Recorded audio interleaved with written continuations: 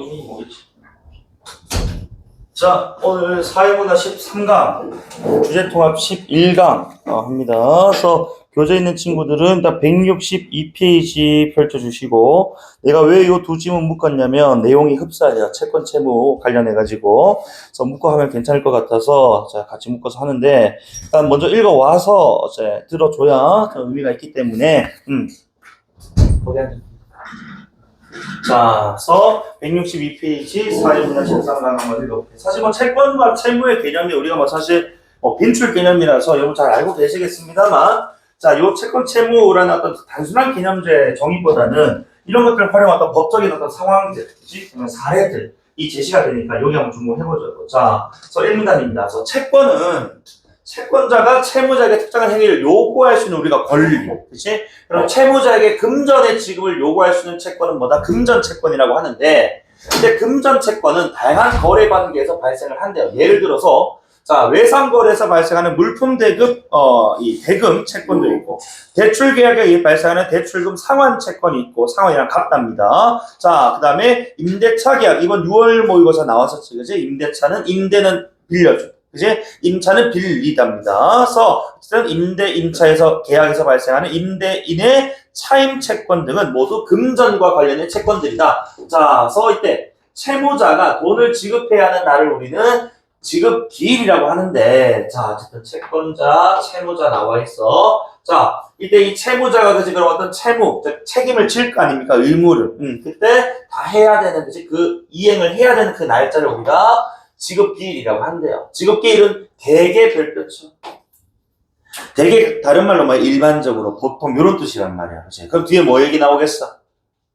예외 나와야지. 그치? 그래서 대개 일반적으로 계약이지만 다만 금전 채권 중에는요 지급기일이 정해지지 않은 것도 있다는 거야. 그치? 계약으로서 그치? 정해지지 명시하지 않은 것도 있단 말입니다. 그때는 자 채권자가 채무자에게 지급을 뭐하라고? 해라라고 청구한 때가 곧 지급기일이 된다. 이러면 너희들 예를 들어가지고 친구들하고 그냥 구두상으로 예를 들어서 뭐 10,000원을 빌렸어. 그 계약서 쓰지는 않잖아요. 그치? 언제 갚아라라고 이렇게 얘기를 하면 모르겠지만은 10,000원 빌리고 나서 언제 갚으라고 얘기를 안 하는 경우라면 그때 지급기일을 정하지 않은 거거든. 그래서 그때 이제 내가 막 이제 나중에 한 달 지나서 생각이 났던 거야. 친구가 빌려준 게서 야, 그 10,000원 그때 빌려온 거 갚아라 하면 그때가 뭐가 된다고? 지급기일이 되는. 이런 것들 예로 들면 되겠습니다. 자, 그래서 어쨌든 지급기일이 되었는데도 채무자가 채권자에게 어쨌든 돈을 지급하지 않으면 채무를 뭐 하지 않은 거라고? 이행하지 않은 그치? 채무 불이행이라는 상황이 성립한다고요. 그래서 이때 채권자는 스스로 채무자의 돈을 가져갈 수는 없어요. 그거는 이제 범죄예요. 그래서 아무리 지금 상대방이 그치 나의 돈을 갚지 않았다 하더라도 채권자는 본인 스스로 행동을 해서는 안 됩니다. 뭐를 끼고 해야 돼? 법을 끼고 해야 돼. 법을. 그래서 자 법원에 강제 집행을 누가 신청한다고? 채권자. 그래서 내가 법제문 항상 읽을 때 주체랑 객체 항상 잘 봐야 돼요. 누가 신청한다? 채권자가 법원에 강제 집행 신청하는 겁니다. 그럼 실제로 그 신청하게 되면 절차는 누가 하겠어? 절차의 주체는 법원이겠지. 맞지? 그래서 이런 주체 객체 꼭 정리 잘 합시다. 그래서 강제 집행은 채무자가 반대하더라도 실시한다. 이 말이 있어서 요즘 우리 그 비문학 좀 많이 나오잖아. 즉 채무자의 의사와 뭐하게 진행된다? 무관하게 진행된다. 이렇게 표현된다. 이해되니? 그러니까 채권자가 돈을 못 받았어. 채무자가 이행을 안 했으니까. 그래서 법원에 지금 강제 집행 신청하게 되는데 그 강제 집행이 만약에 받아들여지고 그렇지 진행이 된다면 그때는 채무자가 이거 우리 집 팔지 마 왜 그래 해도 야 이 새끼 채무 불이행했잖아 안돼 강제 집행이야 의사와 무관하게 진행된다. 그래서 자 물론 법정 요건이 충족된 경우에 한해 그치 자 법정 절차에 진행이 된단 말이에요. 법정 요건이 충족됐다는 요거 좀 구체적인 어떤 상황이 좀 필요할 것 같은데 추상적이니까 요게 뭘까라는 거지 와 하나 띄우면 좋겠고 자 어쨌든 그 주체는 당연히 누구라고 법원이 하게 된다고. 그지? 자, 강제집행 절차의 구체적 내용은 집행의 대상인 재산의 종류가 이제, variable, 이렇게 변수입니다. 그래서 만약에 동산이냐, 부동산에 따라 다르겠죠. 여기서는 일단 부동산, 즉 우리 집, 주택이나 그치? 건물이나, 건물이라고 너무 없어 보이네. 건물이나 토지와 같은 것이 이런 부동산이라면 그때 그 강제집행 어떻게 경매라는 어떤 절차로서 그치 구체적으로 진행하겠다 이겁니다. 자, 그래서 1문단 정리 한번 해볼게요. 그래서 어쨌든 항상 우리는 채권과 채무라는 것이 무슨 관계라고 상대적인 관계다라는 거 좀 생각해 주셨으면 좋겠고, 어쨌든 이런 것들 지금 이제 어떻게, 자, 계약으로서 맺어지는데, 이 계약에 의해서, 그치? 자, 지급 기일이 명시된 경우, 그치? 그때 그 지급 기일은 이제 지켜야 되는 거죠? 채무가 이행돼야 되는 날이고, 계약하지 않은 지급 기일이, 그치? 자, 계약서상 명시되지 않은 경우도 있을 거라고. 그때는 누가? 채권자가, 야, 돈 갚아! 라고 청구한 날짜가 지급기일이 된다. 뭐, 요 정도 나왔고요. 그죠? 어쨌든 간에, 이 상황, 자, 채권 채무 관계에서 이 채무자가 채무를 뭐 해버리는 경우가 생긴다고? 불이행을 하는 경우가 생긴단 말이야. 그치? 자, 그래서 반드시 해줘야 될 의무인데도 불구하고 하지 않았으니까 채권자는 여기에 대해서 뭐 하지 못해? 참지 못해. 그런데 이걸 본인 스스로 자의적인 어떤 행동으로서는 해결하지 못한다는 겁니다. 이걸 이때 뭐 한다고? 법원에다가 그치? 강제 집행이라는 절차를 신청한다 이겁니다. 이제 자 그때 자 또 중요한 조건은 채무자 의사는 무관하게 이 집행이 일어난다. 만약에 신청이 받아들여졌을 때. 아니, 자, 그리고 만약에 그 목적물이 그치? 자, 부동산이라면 그때 그 강제 집행이란 뭐로 진행된다고? 경매로 진행된다는 거예요. 그치? 그래서 이 경매 절차에 대해서 그치? 우리가 한번 확인해보자. 이 문단 A 달라. 자, 그래서 경매 절차는요, 채권자가 경매의 목적물을 특정한다라는 것은 말 그대로 여러 물건이 있으면, 그치? 여러 돈을 쨌고, 부동산이 있으면은, 이거를 통해서, 그치? 법적 절차 밟아주세요. 경매 절차 밟아주세요. 라고 뭐야? 특칭하는 거야. 알지? 그렇게 되면, 자, 법원에 경매 신청을 해. 그래서 개시가 일어나. 자, 근데 내가 지금 밑줄 안 그었거든. 너희가 읽으면서 밑줄 그는 친구도 있지만은, 다 읽고 밑줄 나중에 그어도 상관없거든. 왜 내가 그러냐면, 봐봐. 이렇게 개시되기 전에, 사실 해야 될 게 한 개 더 있었다고. 뭐, 채권에 존재한 내용에 대한 공적 확인이라는 게 이루어져야 한다니까. 요게 사실은 뭐야? 제 1단계예요. 경매 절차 이전에. 그치? 가장 먼저 해야 될 단계입니다. 그리고, 자, 공적 확인이 이루어지면은 목적물 특정하고 법원의 경매 신청. 그리고 개시가 시작되는 거. 이렇게 가는 거야, 사실은. 맞지? 그래서 밑줄은 나중에 꺼도 되니까 본인이 판단하고, 그치? 이 순서 같은 것들, 그치? 인덱스 같은 것들 적절하게 잘 매길 필요가 있겠습니다. 자, 그래서 어때? 예컨대요. 갑이 소유한 건물 E가 있대요. 부동산 E가 있는데, 이 을이, 자, 당연히 여기서, 자, 을은 누가 되는 거고, 채권자가 되는 것이고, 갑이 채무자가 되겠죠. 그죠? 내 인덱스 똥을 빼 세모를 좀 할게요. 자, 이때, 이 채권자인 이 을이 경매 신청을 하려면, 자, 요 내용이 바로 이제 공적 확인과 관련된 내용이거든. 자, 이 채권자, 그치? 을이, 채무자 갑에 대한 금전 채권자다라는 사실, 채권 금액, 지급기일이 지났는데 갑이 을에게 돈을 지급하지 못했다는 사실 즉 뭐야? 채무 불이행과 같은 이런 내용들이 전부 다 뭐야? 공적으로 확인이 되어야 한다는 거야. 그치? 그런데 이 공적 확인이라는 것은 또 뭐로 이루어지냐면은 확정 판결이라는 것에 의해서 이루어진 것이 원칙이랍니다. 이 말이 뭐냐? 어쨌든 간에 판결이니까 누가 결정을 내리는 거예요? 법원에서 판사님께서 그죠? 자, 결정을 내리는 거란 말이에요. 그러니까 이 말이 즉슨 뭐해? 소송 가서 재판까지 가야 돼. 그치? 그래야지만이 뭐 할 수 있는 것이야. 그래, 공적 확인이 이루어지는 것입니다. 갑자기 그냥 경매 절차를 밟을 수는 없어요. 그래서 우리가 상대와 이제 금전적인 불화가 생기거나 그렇지 또는 이제 채무 불이행 상황에서 법원에 바로 이제 경매 신청을 할 수는 없고 먼저 민사나 그치 이런 것들 걸어놓고 그에 따른 뭐야? 판결에 따라서 공적 확인 받고 그 다음에 경매 절차를 밟는 겁니다. 이해됩니까? 여기까지? 자, 어쨌든 예컨대 또 예시 계속 주네요. 자, 을이 갑을 상대로 돈을 갚으라고 요구하는 재판을 걸어. 그래서 갑은 을에게 돈을 지급하라! 라는 어떤 민사재판의 판결이 확정되면 을은 이 확정 판결을 근거로 강제 집행을 할 수 있게 된다라는 겁니다. 이해됩니까? 그럼 그전에는 강제 집행과 같은 자, 이런 경매 절차를 밟을 수 있다, 없다? 없다. 이렇게 공적 확인이 이루어져야 뭐뭐 해야 한다. 이건 다 위적 필연적인 거거든. 그지? 필수. 자, 어쨌든 이렇게 경매 절차가 개시가 됩니다. 그러면 목적물의 현상을 이제 자 여기서 말한 목적물이란 아까 부동산을 얘기하는 거겠지, 그렇지? 자 여러 부동산 중에 하나를 딱 꼭 집어가지고 그 부동산 있잖아요, 그렇지? 현상을 뭐 해줘야 돼? 유지하기 위한 조치를 하는데 그때 그것을 우리는 압류라고 부르겠다는 거야. 그지? 그러니까 이 건물을 이제 뭐 해야 되니까 경매에 올려야 되니까 이 가치가 뭐 되면 안 돼? 훼손되면 안 될 거 아니에요. 그래서 훼손되지 않게끔 홀딩하는 유지하는 어떤 이제 절차가 바로 압류인데요. 이 압류 목적물이 부동산인 경우에 경매 절차가 개시되면 부동산에 관한 이 권리를 공시하는 공적 장부이자 등기부라는 요 워딩 한번 기억해볼래? 여러분 그 이제 등기부라고 해가지고 우리가 동사무소 이런 데 가잖아. 여러분 사는 집 또는 뭐 우리 여기 학원 건물 이런 것들에 대한 뭐 소유주라든지 여기다가 권리가 그치 누구에게 어떻게 있는지에 대해서 궁금한 경우에 부동산이 아니고 동사무소 가서 등기부 때문에 다 확인 가능합니다, 여러분들도. 그래서 이것은 결국 뭐 하는 거야? 그래, 이 건물에 대해서 이 부동산에서 누가 어떤 권리를 가지고 있으면 공적으로 뭐 하면서 공시 알림으로써 그지 피해자가 발생하지 않으려는 의도도 있고, 그지 분명하게 하려는 의도도 있어서. 어쨌든 이 압류 등기 어디에 지금 자 기록을 해야 된다고? 등기부라는 공적인 어떤 장부에다가 적어야 된다 라고 되어 있네요. 자, 어쨌든 이런 식으로 그치? 야, 이건 이제 압류된 건물이야. 그러니까 사고 팔고 이런 것들이 불가능해 하고 이제 압류를 걸어둔다는 거죠. 그래서 여러분들 아마 뭐 드라마나 TV에서 그지 뭐야 영화에서 보는 집 안에 빨간 딱지 붙는 거는 뭐야? 그 동산에다 붙는 거잖아.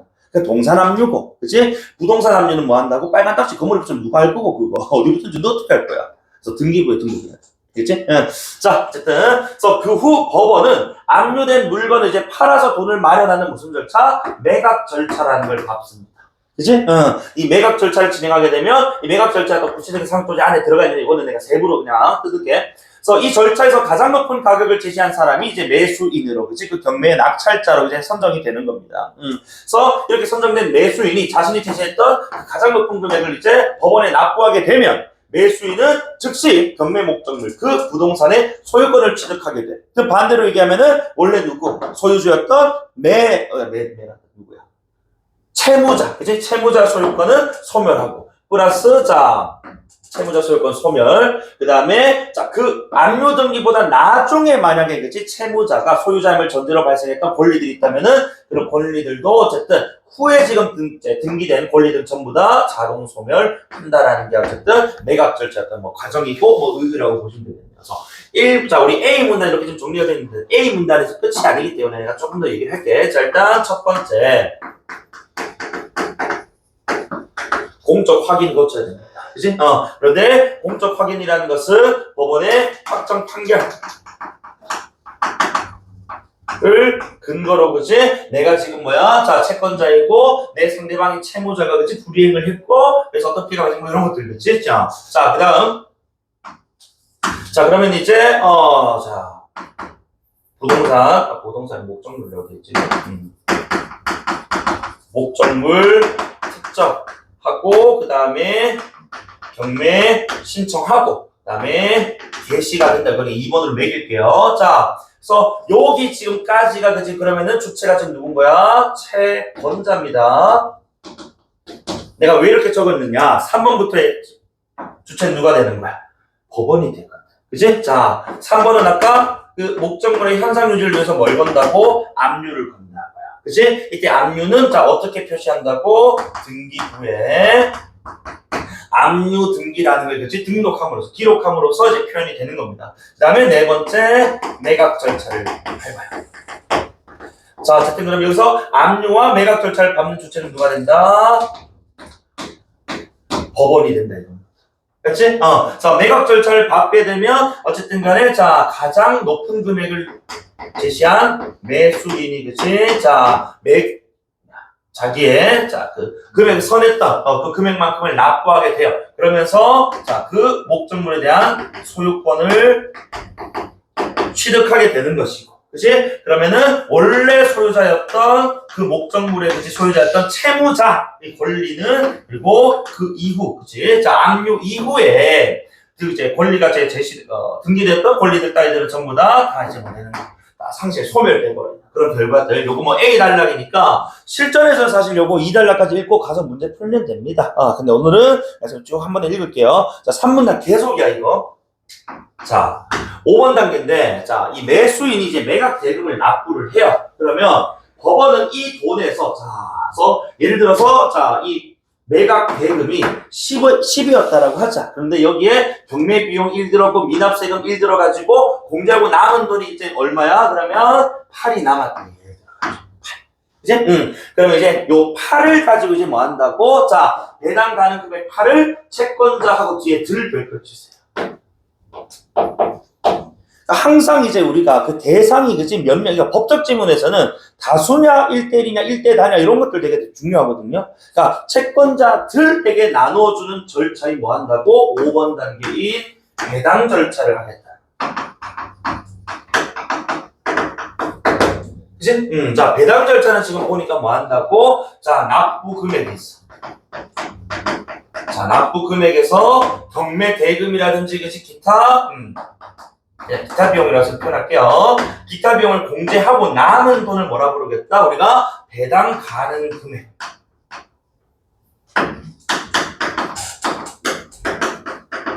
이라고 부르고, 이 배당 가능 금액을 이제 만약에 우리 누구 채권자가 여러 명인 경우에는 그지 나눠줘야 될 것 아닙니까? 자, 나눠줘야 되는데 이제 여기서 문제가 생긴다 법적으로. 예를 들어서 나는 뭐 1억을 빌려 누구는 1,000만 원, 누구는 10억 빌려주고 이제 저마다 빌려준 돈이 다 다를 수가 있단 말이에요. 그런 경우에 이 돈을 어떻게 나눠줄 것인가? 자, 봐라. 채무자에 대한 금전 채권자로서 배당 요구를 한 자가 여러 명, 즉 복수라면 이들은 배당 가능 금액으로부터 일단 뭐 할 권리가 있다고? 평등하게 배당받을 권리가 있단 말이야. 그치? 자, 따라서 채권자들이 요구하는 배당 액수의 합산액이, 자, 여기 좀 주어다. 자, 요 합산액이 배당 가능 금액 아까 공제하고 다 남은 금액 8원 있잖아요. 그치? 요 8원보다 만약에 뭐 한 경우, 자, 나눠주신 돈은 8원인데 얘네들 합친 금액이 예를 들어 뭐 20이라고 하자. 그럼 이거 8원 가지고 부족하단 말이에요. 그치? 그럼 누구는 많이 주고 누구는 적게 주고 좀 애매하지 않느냐. 그러니까 이때 원칙이 필요하단 말이야. 원칙이 뭐냐? 라고 물어봤을 때 각 채권자들의 각각의 뭐야? 채권에게 뭐 해서? 비례해서 배당해 주겠다. 이걸 우리 다른 말로 안분배당이라고 하겠다. n분의 1이 아니고 이제 너희가 얼마 빌려줬고 이 8에서 그지 얼마 나눌 수 있느냐 이렇게 지금 계산하겠다는 거죠. 자, 그리고 뒤에 자 예시 나와 있거든. 자, 예시 가지고 좀 더 편하게 한번 해볼게. 자, 봐라. 이 부동산에 대한 경매 절차를 거쳐 채권자들에게 배당될 수 있는 돈이 만약에 우리 배당 가는 금액이 그치? 1억이라고 하자. 1억. 자, 그리고 채무자 갑에 대해 을은 1억, 그 다음에 병은 3억의 금전 채권을 가지고 있다. 그냥 그러면은 지금 1억이고 지금 자 채권자들이 요구하는 배당 액수 합산액이 얼마인 거야? 4억이란 말이에요. 맞지? 그러니까 지금 뭐야? 경매고 남은 돈보다 훨씬 더 지금 뭐야? 채권액이 많단 말입니다. 그러면 자 여기서 뭐 하겠다고? 그래 1억과 3억 즉 1대3의 비율로 저 1억을 나눠서 주겠다는 거야. 그러니까 을에게는 얼마 주고 2,500 주고 그치? 병에게는 7,500 주겠다. 이걸 안분배당이라고 합니다. 그치? 그래서 을이 이 부동산에 대해 경매 절차를 주도했고 병은 이런 절차에 배당 요구를 하고 배당 절차에만 참가했더라도 그러니까 누가 신청하고 상관없이 이것이 그냥 뭐야 안분배당 그 채권에게 비례해서 나눠주겠다라는 오케이? 자 그래서 여기서 배당 절차에 중요했던 게 이제 배당 가능 금액이 자 채권액 그치? 의 그 합산액보다 자 작은 경우야. 맞지? 그때는 뭐 하겠다고? 채권에게 비례해서 그치? 나눠주는 요걸 안분배당. 근데 안분배당은 누가 신청하든 그치? 경매를 누가 신청하든 상관없이 그냥 뭐 이렇게 나눠서 주겠다라는 겁니다. 그러니까 예를 들어서 배당 가능 금액이 지금 1억이 지금 나왔는데 채권 합산액이 지금 1 플러스 3억이라고 하자. 그러면은 1대3의 비율로 나눠서 그치? 2,500, 7,500 주겠다. 이 정도 너무 친절하게 다 주고 있어요. 맞죠? 자, 이해되실 겁니다. 좋아요. 자, 이런 식으로 이제 채권액이 지금 뭐야? 이렇게 납부가 되면서, 그치? 또는 이제 나눠줌으로써 마무리가 되겠죠, 경매 자체가. 맞지? 배당 절차가 이제 마지막 마무리라고 보시면 됩니다. 자, 다음 단락 한번 볼게요. 한편, 자, 문단 첫머리 한편을 여러분 좀 이제 집중해서 보셔야 돼요. 왜냐면, 이게 화제가 전환되는 것도 있고, 또는 이제 반대되는 어떤 상황도 있는데, 여기서 이제 화제 전환의 내용이란 말이야. 자, 안분배당에 대한 예외로서 그렇지 경매 목적물인 부동산에 담보물건이라는 게 설정된 경우가 있다. 자, 그러니까 자, 리프레시 또는 예외가 나온다고 했는데 이 안분배당의 예외적 상황이 나와. 뭐가 나왔다고? 담보물건이라는 게 있대요. 자, 보자. 이 담보물건이라는 게 뭐냐? 그러면은 당연히 뭐야? 비례해서 주지 않겠다라는 거거든. 그치? 자, 일단 담보물건을 가진 존재는 당연히 채권자가 전제되어 있을 겁니다. 맞지? 자, 채권자. 자, 중에 담보물건을 설정한 사람은 그 목적물, 부동산의 매각 대금으로부터 자신의 채권 전체 금액을 뭐 할 수 있다고? 먼저 받아갈 수 있는 뭐가 있다? 우선 변제권을 가지겠다. 그러니까 담보물건 이걸 뭐라고? 그래, 비례하지 않고 내가 뭐야? 내가 지금 간 채권에게 그 전액을 그지 먼저 받을 수 있는 권리를 주게. 그러니까 이거는 비례가 아니라는 거지. 그래서 밑으로 우선 변제권. 자, 그래서 이때 스스로 경매 신청을 한 경우는 물론 다른 사람이 그치? 자, 경매를 신청해도 자신의 채권액을 뭐 할 수 있다? 우선적으로 돌려받을 수 있는 권리. 그치? 비례하지 않고. 그래서 담보물건은 얘도 자, 똑같은 자, 특징이네. 압류도 그렇고, 그치? 자, 이 담보물건이라는 거 그렇고, 등기부에, 기재가 되는 것 같습니다. 자, 그래서 채무자뿐만 아니라 A 아니라 B가 A 플러스 B거든요. 이거는 전칭이네요. 그죠? 누구에게도, 그죠? 그러니까 그 건물 주인이 누구고, 그죠? 또 법원이 뭐 누구고, 어쨌든 간에 누구에게는 담보물건을 주장할 수가 있는 것이다. 라고 해서, 그렇지? 그래서 우선 변제권이 유지가 된다는데, 그런데 그 다음 문단 봐봐. 5문단. 이에 비해서 일반 채권자 나오는데, 일반 채권자도 어쨌든 같은 채권자인데, 뭐가 좀 다르냐면 뭐가 없다? 우선 변제권이 없는 사람. 맞지? 자, 이 사람들은 채무자가 수중의 재산을 처분하는 것을 방지하려면 뭐 해야 된다고? 가압류라는 걸 걸 수가 있대요. 그러니까 담보 물건을 걸지 못하면 다음 이제 방법으로는 가압류를 걸 수 있는데 사실 이 담보 물건 같은 경우 우리 예전에 그 평가원 지문에 한번 기출된 적이 있어. 나온 적이 있다고. 사실 담보 물건 그냥 주진 않습니다. 사실 그래서 사회적 약자고 할 때 뭐 이제 우선순위 막 주고 그러거든. 어쨌든 간에 담보물건을 설정하는 데 되게 제약이 많다. 그걸 못하면 일반적인 채권자는 가압류를 신청하는데 이 부동산에 대한 가압류 역시 또 얘도 공통점이 있다면은 얘도 또 등기. 그지? 그래서 담보물건이 안 된다 하면은 이제 뭐 할 수 있다? 가압류를 걸 수 있다고. 가압류는 어쨌든 간에 압류 진짜 실질적 압류는 아니고 그치? 일단 뭐야 임시적으로 그죠? 압류를 걸어 이런 뜻이거든. 이 건물에 대한. 그래서 지금 여기서 일단 얘도 등기부에 실리는데 여기서 여러분 이제 내용이 좀 복잡해지지 잘 봐라. 자, 가압류 등기가 마쳐지더라도 그 목적물에 대한 처분 자체는 가능하지만 가압류를 마친 채권자는 가압류 후 그 부동산의 소유권을 취득한 자에게도 강제집행 대상, 즉 뭐야? 압류 대상의 부동산임을 주장할 수 있다. 뭐 요거는 이제 좀 스킵하고 다음 문장이 중요해. 자, 다만 일반 채권자로서의 지위만 인정되기 때문에 가압류를 건 경우 그러니까 뭐야? 안분 배당을 받을 수 있을 뿐이다라고 이렇게 돼 있어. 자, 그래서 이 가압류는 지금 보니까 우선 변제권 없이 그지? 우변이라고 할게. 없이 안분 배당을 받을 수 있을 뿐이다라고 얘기를 하고 있거든. 그러니까 일반 채권자 우리 이은 나왔고 담보 채권자들 기억 나왔는데 요 내용이 왜 그 다음 문장 중요하냐면은 요 기억과 니은이 그 즉 가압류와 담보 물건 설정의 그 순서에 따라서 그 배분이 좀 다르게 된다 이거예요. 자, 봐라. 한편 가압류 등기가 마쳐진 후니까 가압류를 먼저 걸었어. 이제 가압류 먼저 했고 누군가가 그 다음에 그 대상의 부동산에 대해 담보 물건을 건 사람이 만약에 있다면은 자, 가압류 다음에 그치? 담보 물건을 건 사람이 있어. 순서상. 그 사람은 자, 우선 변제권을 가질 수 있다 없다? 우선 변제권을 적어도 가압류를 한 채권자에게 대해서는 우선 변제권 주장을 할 수가 없다라는 겁니다. 왜? 먼저 가압류. 그러니까 담보물건 내가 조건이 어렵다고 했잖아요. 그래서 일반 채권자는 가압류를 걸 수밖에 없는데 이때 가압류를 건 사람에게는 적어도 우선 변제권을 그치? 인정해주지 않겠다는 거야. 아니? 자, 그럼 바꿔 얘기하면은 담보물건 설정을 먼저 하고 그 다음에 가압류 걸려. 이때는 당연히 담보물건을 먼저 걸었으니까 이때 당연히 우선 변제권이 뭐 되겠어? 인정되겠죠. 그지? 그렇기 때문에 이런 경우라면 그지 순서가 좀 중요했다라는 겁니다. 그래서 여러분 일반 채권자라면은 뭐 해둘 필요가 있다고? 혹시 이 건물에 담보 물건이 이미 잡혔다면 어쩔 수 없지만은 그런 경우 없으면은 너희들 뭐 해야 돼? 건물 사고 건물권 뭐 임대하거나 할 때 뭐해? 가압류 걸어놔야 돼. 그래야 이런 사건 사고 터졌을 때 뭐 할 수 있다고? 이런 갑자기 담보 물건 잡으실 때 갑툭튀해가지고 나 우선 면제권 있는데 하고 그지? 얘기해버리면은 그거 돈 다 빼가버리고 나한테 남은 돈밖에 안 떨어지거든. 그런 상황 안 생기려면 해야 되는 겁니다. 어쨌든 간에 자 다음 문장 봐라. 그래서 어딨나? 자, 그러나 이러한 담보물권자는 봐봐, 자신보다 나중에 가압류 등기를 마친 사람 또는 가압류 등기를 안 한 사람에게는 자, 우선 면제권을 뭐 할 수 있다고 주장할 수 있다. 이 말이 무슨 뭐라고? 담보물권이 먼저고 그 다음에 가압류되면 우선 면제권 주장 가능하다. 이렇게 시. 그래서 이 순서가 참 중요하다.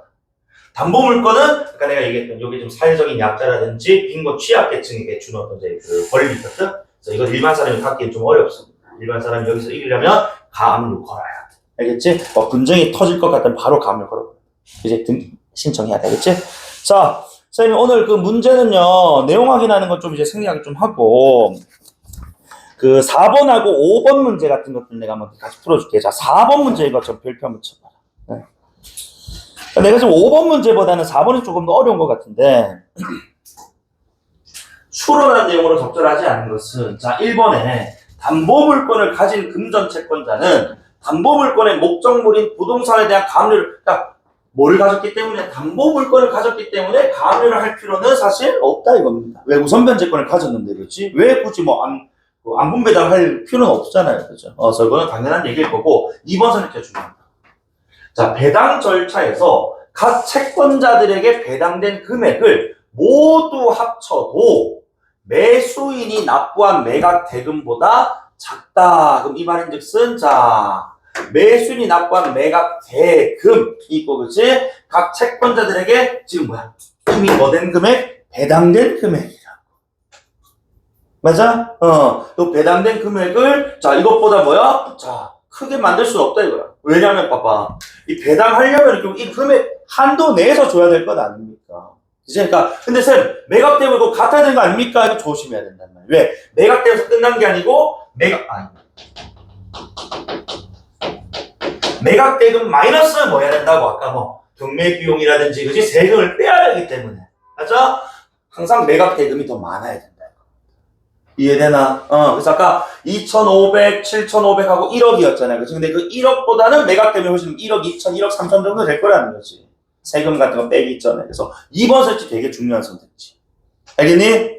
자, 그리고 3번 선택지. 강제집행 대상이 부동산인 경우라면 어쨌든 간에 여기 지금 뭐야? 또 뒤에 똑같은 뭐야? 금전 지금 이제 채권 관련된 건 아닙니까? 똑같이 그치? 뭐 할까? 경매할 겁니다. 그죠? 그 다음에 4번에 채무자가 소유한 부동산에 대해 담보물권자 이외의 채권자의 신청에 의한 가압류 등기가 받쳐진 경우 그러니까 담보물권자 이외의 채권자니까 일반 채권자겠죠? 이제 어쨌든 채권자가 누구든 간에 뭐 한다고? 자, 이때 가압류 효과는 일반 채권자들 사이에서만이 아니고 봐봐 이거 좀 어쨌든 일반 채권자 일반을 빼버리고 채권자들 사이에서 지금 적용이 돼요. 그지? 이때 채권자들에는 누구도 포함이야? 담보물권자도 포함이지. 맞지? 그러니까 일반 채권자들에게 적용된 가압류가 먼저 적용이 된 거라면 그치? 담보물권자인 채권자에게도 적용이 되니까 일반 채권자의 사이에서만이라는 워딩이 틀려. 이해됩니까? 한 글자 때문에. 그 정답이 5번이죠.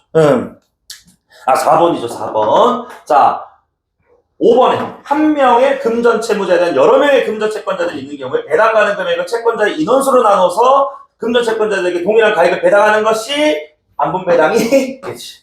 아니죠. 이 n분의 1을 얘기하는 거니까. 안분배당은 뭐라고? n분의 1이 아니라 비례. 그치? 채권의 비례입니다. 이건 완전 낚시성이고. 자, 5번 문제 풀고 조금만 숨 좀 돌릴게요. 자, 5번 문제 한번 봅시다. 자, A는 X 부동산의 소유자. 그 이미 나는 우리 자 A가 누구라고? A가 채무자.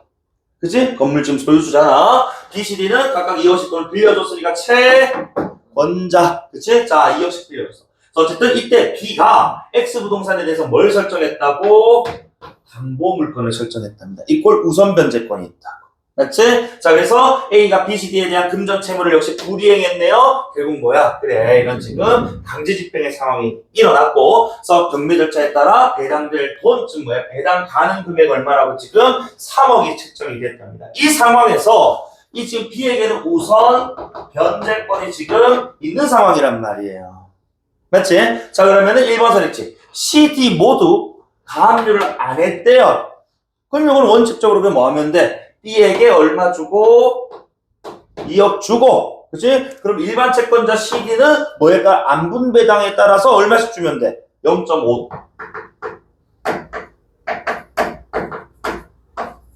5천씩 나눠야지. 맞아? 정답 몇 번? 이거 지금 적절한 거니까, 그치? 1번은 안 되네, 그치? 자, 그리고 2번에 심한 가압류를 했대. 자, 근데 가압류를 한 게 지금 중요한 게 아니고 언제 한 게 중요하다.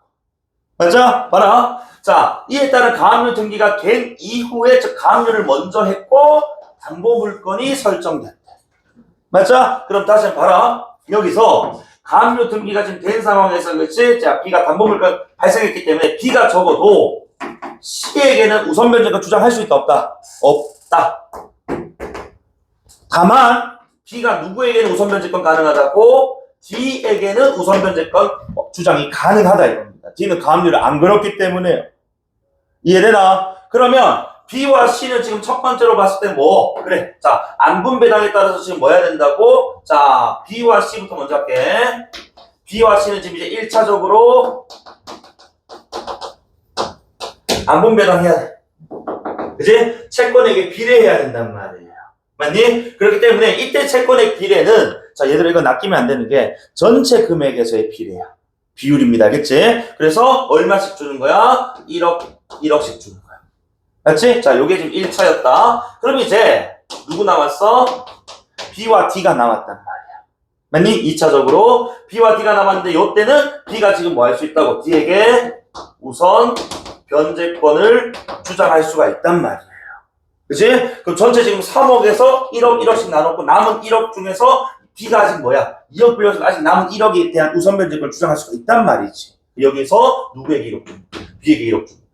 D는 가질 수 없습니다. 그래서 B 2억, C 1억. 정답은 2번. 되게 좀 까다로운 그치 문제였어요. 자, 3번에. 자, 이번에는 심한 가압류 했는데 가압류 등기가 되기 전에 B가 담보물건을 설정했대. 그럼 여기가 내가 1번에서 얘기했던 것처럼 A 2억, B 2억, C랑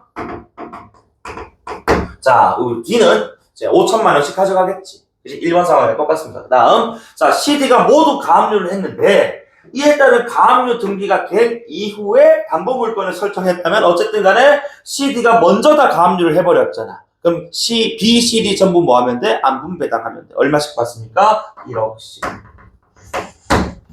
맞니? 그 다음에 5번에 자, B가 담보물건을 설정한 이후에 C, D 순서로 가압류했다? 이때는 지금 뭐다? 자, 가압류는 이제 그 담보물건 이후에 가압류의 순서는 이제 의미가 없어.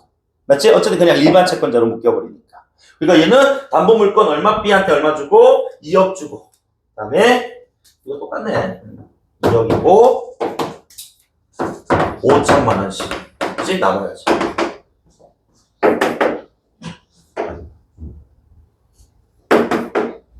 이해됩니까? 정답은 2번이었다. 오케이? 그래서 요게 조금 귀찮았네요. 그죠? 어쨌든 요 2번 선택지 그치? 자, 순서 이거 꼭 잘 걸려. 얘나 잠깐만 쉬었다가 뒤에 주제통합 11강 할 건데 11강도 만만찮아요. 사실 그 내용 자체가. 혹시 지금 안 읽은 친구 있으면 살짝 먼저 한번 읽어봐봐. 이것도 내용 좀 까다롭다. 잠깐만 쉽시다.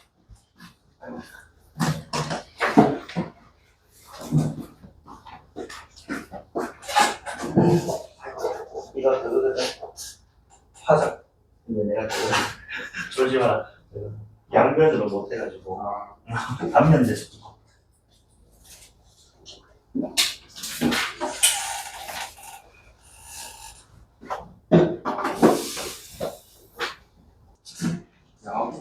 어제 이겼다.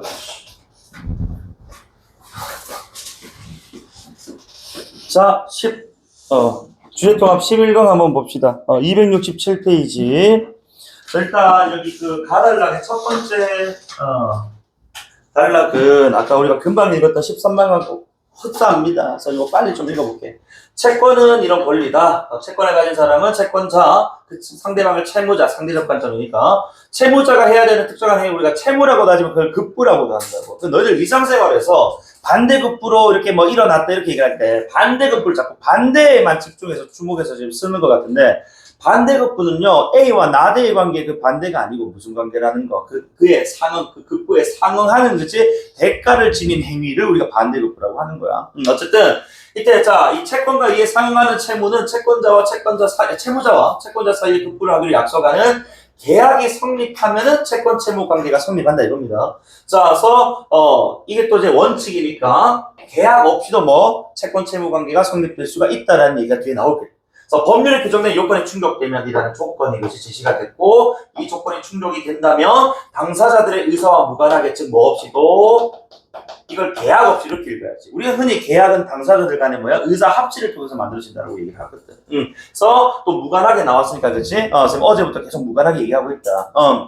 그래서 계약이 없더라도 채권 채무가 발생할 수 있다는 거야. 예시 한번 볼까? 자, 근데 그 예시는 뭐가? 자, 법률의 규정의 요건 중에, 그치? 만약에 고의나 과실로 인해서 다른 사람에게 피해가 발생한 상황이 입증이 되면, 그치? 그때는 가해자가 피해자에게 이러한 피해 회복에 필요한 돈인 손해배상금을 지급할 채무를 지도록 뭐 해놨다고 법적으로 이렇게 명시를 고시를 해놨다 이겁니다. 자, 그래서 이때 고의라 일부러 하는 것이고, 자, 이 과실이라는 것은 사회적으로 요구된 사회 통념상으로, 그치? 이 행동을 했어야 되는데 안 했기 때문에, 그치? 일어난 상태를 우리가 과실이라고 한대요. 자, 그럼 어쨌든 간에, 자, 채권이나 채무라는 것은 어쨌든 계약에 의해서, 그치? 발생하는 관계인데, 이게 계약이 아닌 상황에서 발생할 수도 있다 이거예요. not 계약일 때. 자, 요런 경우는 다만 법률에, 그치? 요건을 충족해야 된다는 거 조건이 있습니다만, 여기서 이 법률 요건에 충족해야 된다는 건 조금 더 우리가 단순하게 얘기하면 지금 주황색으로 표시한, 자, 고의나 과실로 인해서 타인에게 뭐를 입혔을 때, 피해를 입혔을 때, 그치? 그때 피해를 준 가해자, 그치? 가 피해를 입은 피해자에게 뭘 줘야 된다고? 배상금을, 그치? 지급할 요걸 일종의 뭐라고 보겠다? 채무라고 보겠다. 그러면은 가해자가 뭐가 되는 거야? 그러면 아이고 허리야, 채무자가 되는 거고, 피해자가 채권자가 되는 거겠지. 맞나? 상대적 관점인 거야. 자, 그래서 요거는 또 이제 법률 요건 충족되면 계약이 아니잖아. 뭐 때려가지고, 그지? 뭐 계약하고 주는 것도 있겠지만은 뭐 계약 없이, 그지? 때렸을 때 이제 피해 보상금으로 주는, 손해배상금으로 주는 돈들은 다 전부 다 계약이 아닌 상황에서 일어난 채무들입니다.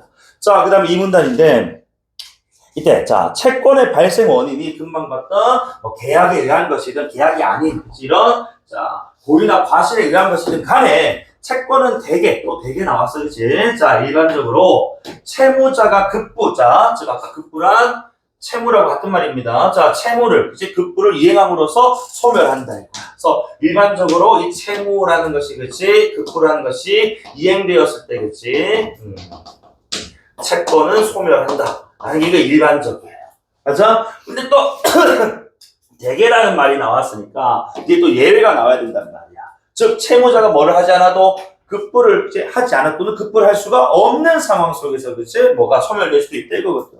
그래서 뒤에 보니까 상식적으로 판단할 때 급부 실현을 기대할 수 없는 상태에 뭐가 있다고 예외적으로 급부 불능이 발생할 수 있다는 거예요. 그래서 자, 이행해야 소멸하지만은 자, 때로는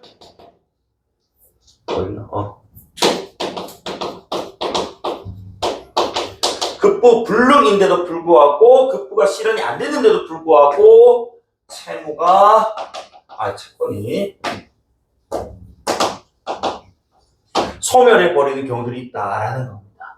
예외적 상황이지. 자, 이때 그러면 이제 급부 불능은 발생한 시점이라는 것이 여기 변수가 되겠네. 따라서 원시적 불능과 후발적 불능 이렇게 두 가지로 나뉘는데, 원시적 불능이니까 얘는 지금 뭐다? 계약 성립 당시부터 이미 뭐야? 애당초 뭐야? 이것은 이루어지기가 어려웠다. 급부 자체가. 그래서 자, 후발적 불능 말 그대로 계약 뭐겠어? 성립 이후에 이제 그때 자 하고 나서 보니까 이제 계약이 급부 이행이 안 되겠는데? 라는 상태를 뜻한다라고 되어 있네요. 그치? 자, 어쨌든 계약 성립 당시. 그 다음에 계약 성립 후. 자, 그리고 또 예컨대 하고 좀 예시 줘요. 자, 볼까? 자, 법적으로 건물 신축이 금지된 토지 위에 건물을 짓기로 하는 계약은 원시적 불능으로 인정되는 겁니다. 애당초 뭐야? 법으로 못 짓게 만들어 놨다고. 근데 계약을 그치? 자, 한다는 것. 이것은 지금이야 당시부터 안 된다는 겁니다. 그래서 이에 비해서 이러한 법적 제한이 없는데도 공사업자가 공사 개시 후 자금난 따위로 인해서 공사를 할 수가 없게 돼서 계약을 하긴 했는데 지금 뭐야? 그 이후에 지금 급부가 안 되는 상황 아닙니까? 요번에 이제 후발적 불능으로 보겠다는 거지. 다음. 자, 그래서 급부가 자, 원시적 불능인 상태에서 체결된 계약은 애당초 뭐다? 무효로 보겠다는 거야. 그럼 계약이 지금 무효이기 때문에 이 계약으로 발생한 채권 채무는 뭐야? 없는 것으로 보겠다는 거지. 맞아. 자, 그래서 다만 원시적 불능이라는 것을 알았거나 자 또는 알 수 있었던 자 이거 잘 봐야 된다. 자, 만약에 채무자가 이 원시적 불능이라는 애당초 안 될 거라면 만약에 뭐야? 인지를 했거나 또는 뭐 세무라고 표현할게 할 수 있었다라고 보자. 자, 그랬다면 채무자는 당연히 뭐야? 급부를 해야 되는 사람입니다. 자, 그 사람은 채권자에게 뭐 할, 자, 애당초 지금 계약서상의 채무는 사라졌습니다만, 채무자 자기가 이걸 뭐야? 못할 거라고 이미 알고 있었다고. 그렇기 때문에, 자신의 지금 채무, 그치? 불능으로 인해서 피해를 보게 될 채권자에게 뭘 할 의무가 있다고, 뭘 할 채권이 생긴다고, 손해배상 채무라는 것이 생겨버리는 거야. 맞지? 그래서, 손해배상 채무가 발생했다. 네. 그러니까 무효기 때문에 계약서상의 채무는 없어졌지만 요 둘 사이 이제 뭐야? 피해와 관련해가지고 그렇지? 자, 채권자에게 손해배상해줘야 될 채무가 생겨. 자, 그다음 이에 비해서 후발적 불능의 경우에 계약은 뭐하다고? 유효하대요. 그럼 이 말인즉슨 채권 채무의 관계는 뭐하다고? 살아있대요. 그치? 자, 살아있는데 다만 급부의 내용이 뭐 된다고? 얘는 자 유효하기 때문에 채무가 살아있는데 채무의 내용이 변경된다라는 점이 좀 차이죠. 왼쪽에 자 우리 원시적 불능이란 뭐였다고? 애당초 무효이기 때문에 계약 내용상 채무는 없어져 버리고 손해배상 채무가 새롭게 생겨난 거야. 맞아? 그런데 오른쪽에 지금 후발적 불능은 그 이후에 그지 불능 상황이 만들어진 것이기 때문에 채무는 유효한데 그 채무 내용이 변화된다는 점. 그러니까 새롭게 만들어진 것이냐 아니면 채무 내용이 바뀐 것이냐 이런 차이점이 좀 있는 겁니다. 이제 이런 측면을 찢어 나갈 수 있어야 됩니다. 자, 그래서 다만 하고 이게 사실 내가 이 아까 앞 타임에도 내가 이거 약 욕 좀 했는데 이 글을 좀 논리적으로 쓰지 못한 것 같아요. 요 내용들이 좀 매끄럽지 못하거든. 한번 봐봐라. 자, 다만 어떤 경우이든 자, 나 미안하다. 요거 안 해봤구나. 변경되는 어떤 내용으로 변경되냐고 볼게 미안하네. 그래서 유효하기 때문에 채무 자체는 유지되지만 급부 내용이 손해배상금 지급으로 그지 어떤 내용으로 바뀐다고? 손해배상금 지급이라는 그지 채무의 내용으로 변화가 된다. 자, 그리고 나서 다만 어떤 경우든 즉 자 여기서 말한 어떤 경우든이란 원시적 불능이든 후발적 불능이든 급부 불능 상황에 대한 채무자에 만약에 뭐가 없었다면 고의 과실이 없었다면 책임지지 않겠다 이런 얘기거든요. 요거는 사실 여러분 읽어오시는 친구는 아시겠지만은 우리 지금 나라의 법은 과실 책임주의라는 걸 따른다는 게 지금 나달라게 나오거든. 사실 가나 이렇게 와리가리 쳐서 이렇게 통합 문제 낼 수 있는데 이렇게 멀리 주면 안 된다고. 이건 마지막 문장에 줬었어요. 차라리. 자, 어쨌든 간에 요거 밑에 내가 간단하게 좀 읽어볼게. 과실 책임주의란, 자, 나달락 1문단의 두 번째 줄 봐라. 비록 자신의 행위로 인해 타인에게 피해가 발생했더라도 만약에 그게 고의나 과실로 행위를, 그치? 한 경우에만 책임진다. 그러니까 고의 과실일 때만 뭐 하겠다고? 책임을 묻겠다는 겁니다. 그러니까 고의 과실이 없으면 책임지지 않겠다는 말은 똑같은 말이지 뭐. 맞니? 그 이유는 우리나라 뭐기 때문에 최대한 개인의 자유를 보장하는 듯이 또 이제 주의를 따르기 때문에 고의나 과실이 아닌데도 책임을 물으면 뭐를 침해한가? 자유를 침해한다라는 입장이 그치? 전제되어 있는 말이거든요.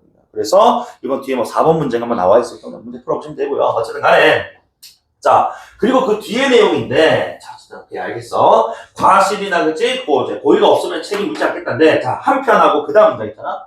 이 채권자가 급부 불능을 알았거나 알 수 있었다면 이로 인해 채무자의 손해배상액이 줄어들거나 손해배상 채무가 소멸할 수 있다. 그러니까 요 문장도 잘못했다. 이 급부불능 상황이라는 것을 우리가 당연히 이렇게 던져줬으니까 아 이게 원시적이냐 후발적이냐에 따라 다르겠거니 라고 생각하고 들어가는 게 맞는데 뒤에 지금 봐. 원시적 불능의 경우에 채권자도 자 그러면서 내가 원시적 불능 밑에 한 칸 더 찢어놨었단 말이야. 그치? 자 만약에 채권자도 요 도는 지금 뭐야? 요 내용하고 이어지는 거야. 요 내용. 그치? 어딨노? 자, 원시적 불능이라는 사실을 채무자가, 그치? 자, 알았거나 알 수 있었다면. 그렇기 때문에 여기서 이어지는 내용은 결국 뭐야? 채권자도 알았거나 알 수 있었다면. 이렇게 이어지는 문장이거든. 이 잘못됐다고.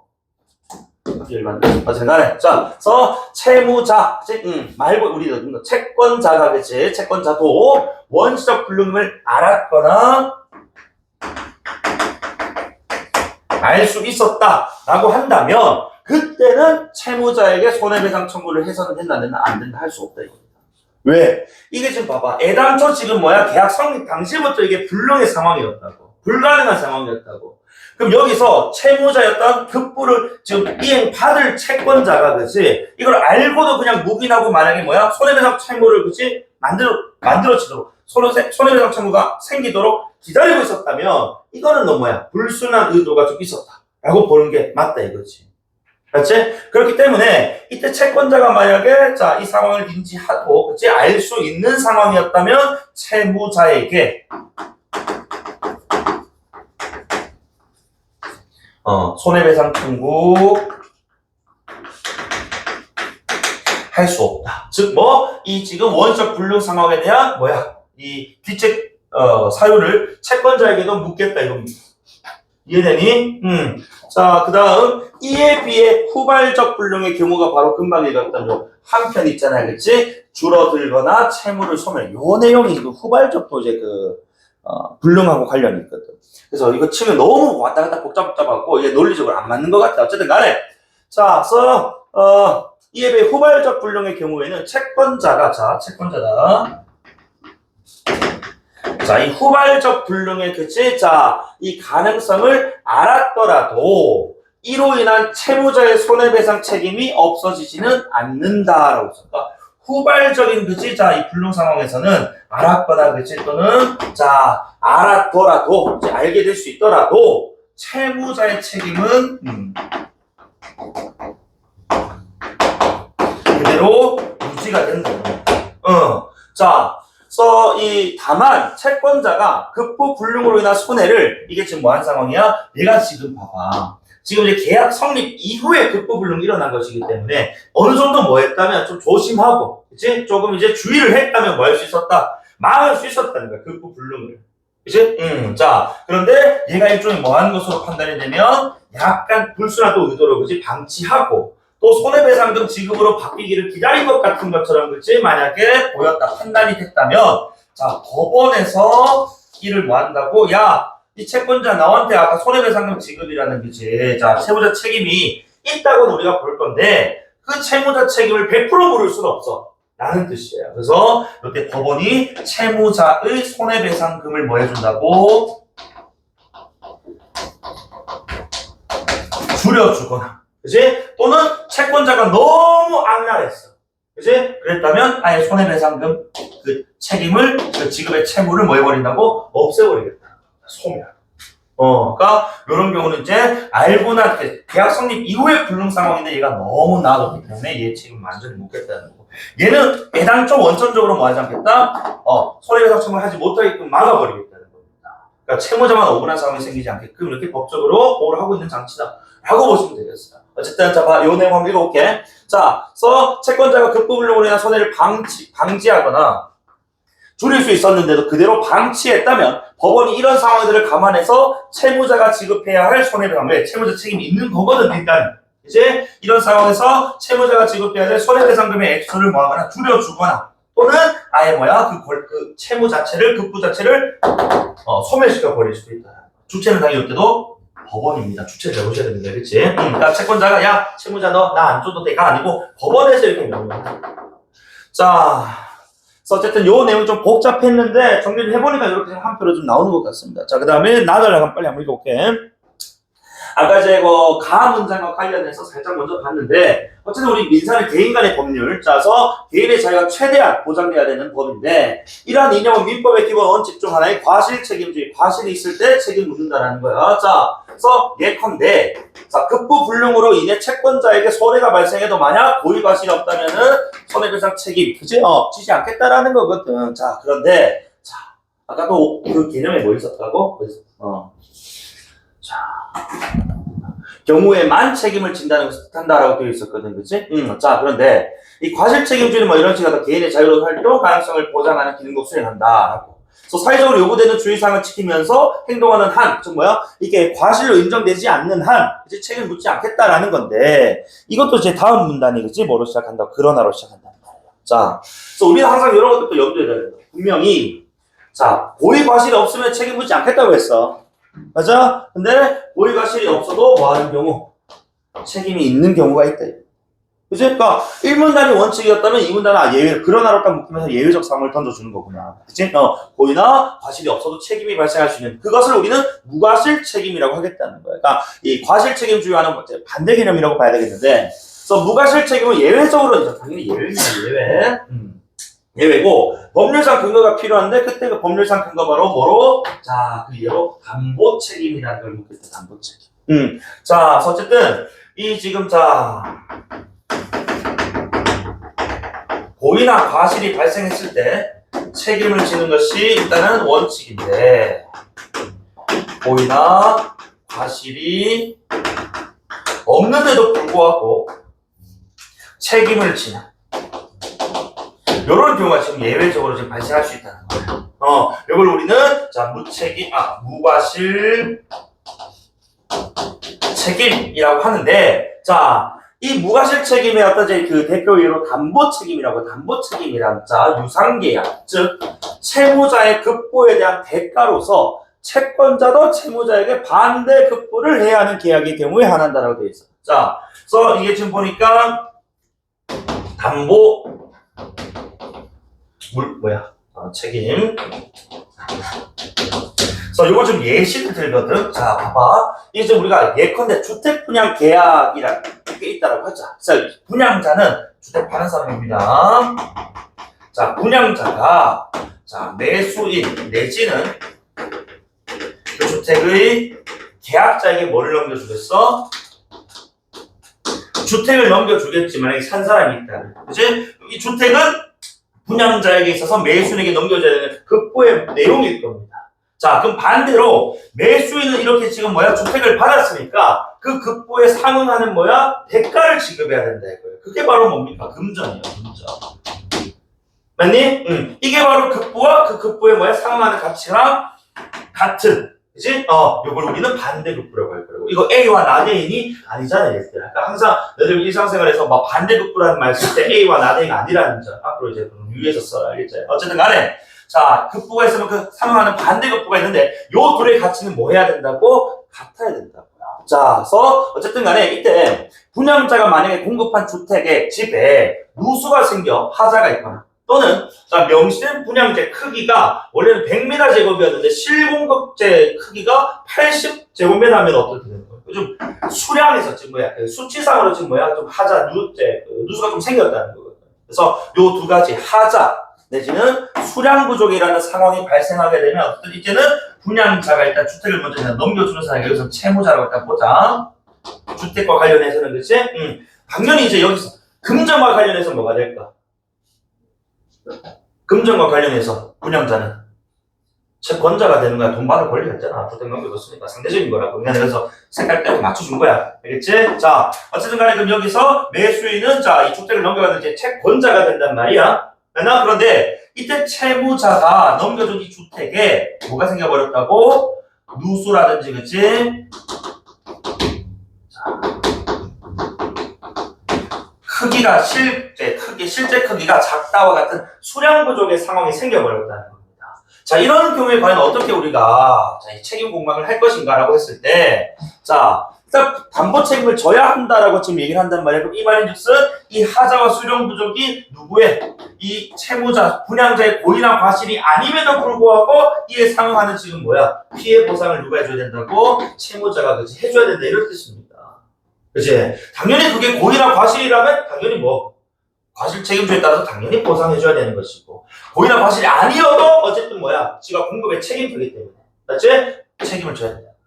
이해돼? 담보 책임을 진다. 다음 문장 봐. 그래서 담보 책임은요 유상계약의 등가성 원칙. 자, 등가성 원칙 이꼴 뭐라고? 즉 급부와 반대급부는 아까 설명한 중간에 이꼴 넣었잖아요. 그것이 대등한 가치를 지어야 된다고요. 자, 이 주택이 1억 원어치였던 시가를 그치 가치를 지니고 있다면 대금을 얼마 줘야 된다고? 최소 1억을 줘야 된다고. 맞지? 자, 그래서 자, 등가성 원칙, 대등한 가치, 즉 급부의 하자에 있거나 급부 수량이 부족하면 반대급부 상환하는 가치가 지금 뭐야? 깨져버린단 말이에요. 나는 1억이라는 대금을 줬는데 이 물건이 지금 1억의 가치에 안 맞아. 이제 1억의 가치에 부족해. 그럼 등가성 교환이 안 된단 말이야. 맞니? 그러니까 자, 요때 채무자에게 이런 사태 발생에 대한 고의나 과실이 만약에 인정 없어도 이제 고의 과실이 아니어도 책임을 져야 한다라는 겁니다. 일단 계약상 그렇게 이제 뭐야? 급부와 반대급부가 설정된 상황이니까. 아니? 여기까지 안 어렵다. 다. 담보 책임이 성립하게 되면 채권자는 이제 손해배상 청구만 할 수 있는 것이 또 나왔어. 원칙. 그 밑에 채권자는 누굴 얘기하는 거야? 매수인 얘기하는 거야. 그치? 그 집을 산 사람 있잖아요. 그죠? 자, 그 주택과 관련해서 이 사람 채권자란 말이에요. 이 채권자가 뭐를 할 수 있다고? 좀 여기 좀 복잡하니까. 자, 요거 조금만 끌고 와가지고. 자, 일단 만약에 자 이런 지금 담보 책임이 지금 이제 발생했다라고 하면은 일단 채권자가 채무자에게 손해배상 청구만, 그치? 손해배상액 정도만 청구할 수 있는 것이 원칙이래. 그러면은 손해배상 청구 말고도 플러스 뭐야? 알파 할 수 있다. 이런 뜻 아니겠어? 뒤에? 어쨌든 이런 내용 나올 거니까 일단 집중 좀 해놓고. 그래서 일단 이때 손해배상액에 해당하는 금액은 일단 뭐라고? 자, 아까 우리 급부 하고 반대급부가 지금 이제 그 등가성이 깨졌단 말이야. 맞지? 깨진 만큼의 뭐야? 그 가치를 보존해준다. 이런 뜻입니다. 아까 1억 줬는데 주택이 이제 8천만 원어치의 가치밖에 안 된다면 2천만 원 보존해준다. 이런 뜻이에요. 알겠니? 그래서 밑에 예시 보시면은 채권자가 있다면 요거는 빼도 된다. 쌤이 그 하얀색 체크한 거는 어쨌든 이게 자 극단적으로는 계약 파기하고 전액 환불을 요청할 수도 있는데 이건 되게 뭐하다고 특별한 사정이 있는 경우만 한해서 허용한다라고 해서 되게 추상적으로 설명하고 있을 뿐 구체적 설명은 없거든요. 이건 익스큐즈 됩니다. 알겠지? 어쨌든 자 예컨대 우리 원래는 계약상 얼마? 자 100제곱미터. 그러니까 우리가 100제곱미터 하면은 우리 실평수는 32세평 정도 됩니다. 3.3제곱미터가 한 평이니까. 자, 주택 분양 계약이 체결되었으나 실제로 분양된 주택의 면적이 80제곱미터. 그럼 이거 뭐라고? 수량 부족의 상황이 생겨버렸어요. 이제 이게 분양자의 고의든 고의가 아니든, 과실이든 과실이 아니든 간에 담보 책임이 발생한다는 겁니다. 그럼 이만큼의 지금 뭐야? 급부와 반대급부가 등가성이 깨져버렸기 때문에 20%만큼에 대한 환불할 의무를 지는 것이 원칙이라는 거죠. 왜? 아까 어딨나? 그래서 이 손해배상액은 그 가치에 미달하는 가액만큼이라고 했기 때문에 그렇지 20% 환불 의무가 생기는 게 원칙이란 말이야. 그런데 여기서 만약에 자 요거는 내가 뺄게. 전액 환불은 뺄게. 자 근데 만약에 이게 이 가액 말고 그치 다른 상황에 의해서 그죠 다른 지금 손실까지 발생하게 되면은 요 플러스 알파가 쫙 하고 생겨난다 이거야. 그지? 마지막 단락 볼게. 자 그래서 담보 책임은 급부와 반대급부 간의 가치의 그 균형을 맞추기 위해 필요한 만큼만 인정이 된다고. 딱 요 가액만큼. 그치? 그래서 그 이상의 손해를 배상받으려면 채권자는 뭐 해야 된다고? 채무 불이행 책임을 자, 채무자에게 추궁해야 된다 이겁니다. 그래서 플러스 알파를 위해서는 그치? 자, 채무 불이행으로 인한 추가 피해에 대한 책임을 그치? 추궁을 또 해야 된다. 그렇게 되면 이에 따른 지금 플러스 뭐가 알파에 대한 청구가 가능하다는데 그 예로 한번 봐봐. 자 주택 분양 사건에서 자 이 분양자의 고의나 과실로 인해 어쨌든 뭐 결로가 발생했대요. 막 이슬 맺죠, 막 뚝뚝 떨어지고 막 공방이 생겨요. 이런 하자면서 주택 가치가 낮아지는 경우에 어쨌든 이 주택이라는 뭐야 급부와 반대급부 관계에서는 담보 책임에 근간 손해배상 책임이 맞다 이겁니다. 다만 플러스 결로로 인해 매수인이 보관한 물품, 즉 뭐가 아닌가 지금 급부, 반대 급부의 가치와는 좀 무관한 다른 거지. 그치? 다른 것에 이 물품, 그치? 제3의 물건이, 그치? 망가진 경우라면, 그때는 담보 책임이 아니고 채무 불이행 책임에 근간 다른 손해배상이 또 이루어질 수 있다라는 겁니다. 맞죠? 예를 들어가지고 내가 지금 뭐 했는데, 뭐 아주 고급 가구를 안에 들어왔는데, 결로 때문에, 그치? 나무가 막 이제 뭐 축축해지고 곰팡이 썰어가지고 나무가 다 으스러져 버렸어. 그래서 한 달도 안 돼가지고, 폭삭 무너져 버렸단 말이야. 그치? 여기에 대한 책임 누구한테 물을 수 있다고? 똑같이 채 누구에게 무자, 즉 분양자한테 물을 수 있는데 그때는 담보 책임이 아니고 채무 불이행에 따른 책임을 물음으로써 다른 손해배상 청구로 들어간다는 겁니다. 이해됩니까? 그래서 뭐 이런 경우들이 있다 이건데, 그래서 내가 좀 안 넘어가려고 좀 적다 보니까 저 위에 살짝 지우긴 했습니다만 문제 푼 데는 이상 없으니까 자 요거 한번 해볼게. 자 우리 어떤 문제냐? 아까 보니까 5번 문제가 좀 많이 어려웠거든. 이거는 5번만 해도 돼. 5번이 좀 많이 어렵기 때문에. 자, A와 B가 X 건물 매매 계약을 체결했대요. 자, 그러면은, 자, A가 B에게 소유권 넘겨주니까 A가 누가 되는 거야? 채무자라고 합시다. 그치? 그럼 B가 누가 되는 거야? 채권자가 되는 겁니다. 맞죠? 자, 그리고 이때 필요한 조치 모두 해주고, B는, 자, 평당, 자, 평이 아니고 제곱미터당 100만원 가격으로 그지 산정한 다음에 대금을 지급. 그래서 그 계약서상 면적 100, 그 다음에 대금 지급 100 곱하기 100이니까 1억 정도 이렇게 설정이 됐대요. 오케이? 자, 그러면 밑에 1번 선택지. A와 B가 X 건물 매매 계약을 할 때, 자, 계약을 할 때 꽉 쳐봐. 자, 요거는 밑에 있는 2번도 똑같이 한번 해봐라. 자, 1, 2번의 조건. 자, 무조건 지금 뭐라고? 계약을 할 때 이미 화재로 완전히 소멸해서 뭐 할 수가 없어. 건물을 줄 수가, 주택을 줄 수가 없는 상황이야. 그 무슨 불능이고? 그렇지. 원시적 불능. 그래서 자, 1, 2번의 전제는 일단 원시적 불능이다. 지금 여기서 그럼 잘 봐야 되는 게 너희가 바로 A. 누구라고? 채무자다.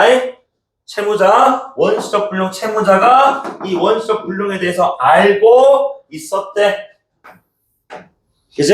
그리고 채권자 B는 자 몰랐으나 익숙하게 할게. 뒤에 알 수 있었대. 자, 채권자가 알 수 있었다면 채무자에게 기본적으로 뭐 손해배상 청구를 못하게끔 하겠다. 그지? 이때는 채무자, 채권자 중에 누구? 채권자 책임을 좀 더 묻겠다는 겁니다. 그러니까 만약에 채권자는 아예 몰랐다면 그냥 채무자는 이제 뭐 하면 돼? 그 계약상에 이제 이 채무는 사라져버리고 손해배상 채무를 새롭게 치면 끝인데 채권자가 이걸 알아버렸단 말이야. 맞지? 이런 상황에 채권자가 계약을 했다면 결국 뭐야? 손해배상 채무를, 그치? 자, 손해배상 청구를 하지 못하게끔, 자, 원천적으로 공세해버리기 때문에 A, 채무자는 채권자인 B에게 손해배상 청구, 해줄 의무가, 채무가 없다. 정답 1번. 되나? 자, 정답 1번이고, 2번 봐. 자, 똑같은 원시적 불능인데, 자, 이번에 채무자 A가 이런 사실을 뭐 했다고? 몰랐지만 익숙하고 알 수 있었다. 어쨌든 알 수 있었다. 세모야. 맞지? 자, 그 다음 B는 즉 채권자는 이번에는 이런 사실을 전혀 몰랐고 알 수도 없었다니까 이때는 이제 채권자의 책임은 없다고요. 그러면 이때 누구? 채무자에게는 뭐가 생기는 거야? 채권자에게 뭐 손해배상을 그치? 해줘야 될 채무가 생기니까 해줄 의무가 이건 좀 반대진 소리잖아. 있다. 물론 뭐 조건 조금 다르긴 했습니다만은 이렇게 지금 우리가 설정해놓고 봤어야 된다. 되니? 아이고 지금 3번에 자 얘는 일단 계약을 했는데 건물이 그 A의 과실로 인해 그 이후에 불이 났대. 그럼 얘는 뭐야? 그렇지. 후발적 불능. 맞습니까? 자, 후발적 불능 상황이야. 그럼 여기서 자 후발적 불능이니까 채권자 우리 B야. 채권자 B. 자, 이 B가 화재 발생 가능성을 뭐야? 전혀 알 수가 없었대. 그지? 없었으니까 이때는 지금 뭐야? 법원이 개입해서 금액을 줄여준다거나 채무 소멸하면 돼? 안 돼? 안 되지. 알았거나 알 수 있었다면 일대, 그지? 법원이 채권자에게도 너한테도 책임이 있어 하고 깎아주는 거거든. 채무자의 책임을. 근데 이때는 아예 지금 뭐 채권자가 모르는 상황이니까 채권자한테 갑자기 그지 너도 제가 해서 이실을 하면 어이가 없잖아. 이때는 법원은 채무자의 손해배상액을 줄일 수 없습니다. 끼면 안 돼요, 법원이 여기서. 맞죠?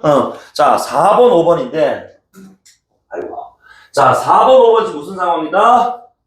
담보 책임 발생한 상황입니다. 왜? 자, 실제로 지금 뭘 계약했다고? 100제곱미터로 계약했다고. 근데 실제로 80제곱미터. 그런데, 자, 4번, 5번이 좀 차이가 있다면은, 위에는 지금 아예 고의과실의 내용이 지금 없어요, 사실은. 그런데 밑에는, 자, 신축 당시부터, 그치? 실제로는 80일이 밝혀진 경우, A의 과실로 인해서. 이건 대놓고 지금 이거는 과실 책임 원칙에 따라서, 그치? 담보 책임이 아니라 그냥 책임 물어버리면 되는 거예요. 어쨌든 간에. 자, 이런 지금 경우들에서, 자, 이 A가 그치? 자, 4번 선입지. 이런 문제에 대해서 아무런 과실이 없었다면 A는 B에게 손해배상 해줄 의무가 없다가 아니고 담보 책임 때문에 그치? 해줘야 된다 이거. 맞지? 그리고 4번에는 대놓고 지금 과실이 지금 있거든. 맞아? 어쨌든 이때는 과실이 있는 상황이기 때문에 2천만 원 반환해야 하는 건 당연하고 플러스 지금 만약에 여기에 너희들이 이런 상황을 이제 머릿속에 잘 떠올릴 수가 없으니까 이런 것도 좀 어려워하는데 여기 지금 플러스 빨빨 상황이거든? 그러니까 예를 들어가지고 아까 내가 100제곱미터는 33평짜리, 32평짜리 집이라고 했잖아. 내가 그 집에 딱 사이즈에 맞게끔 소파를 한 개 샀어. 원목 소파 비싼 거를. 근데 알고 보니까 80제곱미터니까 28평, 7평 정도 되겠지, 그지? 확 줄어들어. 근데 내가 한 4m짜리 지금 이제 예를 들어가지고 소파를 샀는데 그 집이 4m가 돼, 그 집. 그래서 이걸 다시 해야 돼, 지금? 반품해야 되잖아. 근데 반품할 때 보니까 그 배송비에다가 그치? 해가지고 가구회사에서 돈을 더 청구를 하더라는 거야. 그 돈을 내가 낼까? 아니지. 이건 누가 좀 잘못했는데. 그래. 채무자, 분양자, 그치? 우리 A가 잘못했단 말이에요. 그치? 그로 인해 발생한 이런 책임들, 그치? 채무 불이행 책임에 따른, 그치? 이런 손해배상 책임 별도로 또 청구할 수 있다. 이겁니다. 지금 5번 선택지. 이해됩니까? 그래서, 요런 어떤 구체적인 또는 예외적인 상황들, 다 이거 사실 총체거든, 지금. 그래서 주체객체 잘 보셔야 되고, 조건 잘 보셔야 되고, 예외 잘 보셔야 되고, 법지문 나오면. 이제, 근데 이게 내신 들어가면, 사실 거기서 읽고 앉아있을 시간이 없어요. 가급적이면은 좀 외우시는 게 좋겠지만, 이게 만약에 모의고사 또는 우리 수능 평가 이런 데가 기출돼서 나온다, 연기돼서 나온다 하면, 읽어야지. 이걸 다 기억할 수는 없잖아, 우리가. 그래서 이런 것들 좀 많이 읽어보면서 적어도 기출 개념들 정도는 우리가 숙지를 해두고 들어가면 읽는데 무리 없이 읽을 수 있다. 알겠니? 자, 오늘 여기까지 하고 다음 주 수업은 지금 시험 직전 주기 때문에 수업을 안 오고 자습할 친구들이 할 건데 어쨌든 쌤은 다음 주도 수업 할 겁니다, 주말에. 그래서 본인 만약에 내가 수요일 즈음에 수업 내용 보내면 필요하다 싶으면 오시고요. 나한테 필요 없으면 쌤한테 연락 주고 자습하십시오. 연락 좀 줘. 안 올 거면. 알겠지? 오늘 여기까지 하고, 고생했다.